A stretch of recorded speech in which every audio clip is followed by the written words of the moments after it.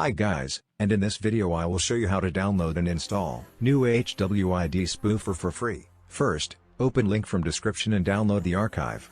After this, open our archive and unpack folder to any place. Password is 123.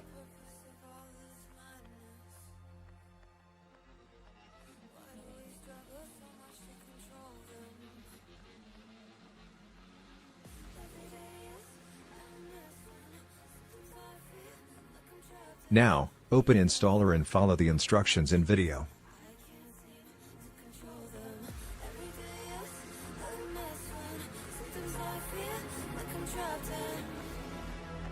My emotions, I can't seem to control them. My emotions, my emotions, my emotions, my emotions.